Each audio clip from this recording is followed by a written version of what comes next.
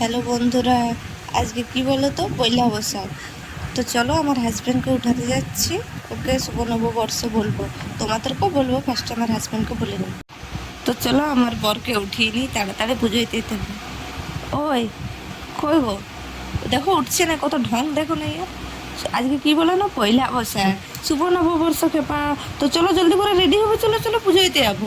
তো ফাইনালি আমরা রেডি হয়ে গেছি, এরপর মন্দির যাব পুজো দেওয়ার জন্যে। চলো মন্দির যাব।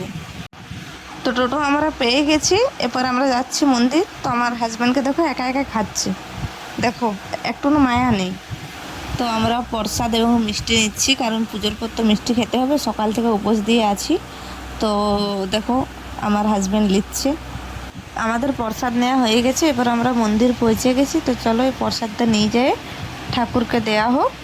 তো আমাদের প্রসাদ দেওয়া হয়ে গেছে, এবার ধূপ দেখাবো। তো চলো ধূপটা এরপর জ্বলিয়ে নিই। আমার বর ধূপ জ্বলাচ্ছে, দেখো দেখো দেখো, ধূপটা জ্বলাবারও গুণ নেই আমার বরের। ধূপটার বর জ্বলিয়ে দিল, ধূপ দেখাচ্ছি, ধূপ দেখা হয়ে গেল। এবার প্রণাম করছি, প্রণাম করা হয়ে গেলো। মা তোমাদের কালীমাটা দেখাতে ভুলে গেছি, চলো দেখিয়ে দিই। দেখো কালীমাটা কত সুন্দর, কত ভয়ানক। যাদের যাদের কালীমাকে ভালো লাগছে একটু কমেন্ট করবে। দেখো আজকে কত ভিড় আছে, বাবা রে প্রচুর ভিড়, কারণ আজকে পয়লা বৈশাখ তো তাই। ফাইনালি আমাদের পুজো হয়ে গেছে, এরপর বাড়ি যাব। আর ব্লগটা ভালো লাগলে সবাই লাইক কমেন্ট অ্যান্ড শেয়ার করে দিবে। আর হ্যাঁ, সবাইকে শুভ নববর্ষ। সবাই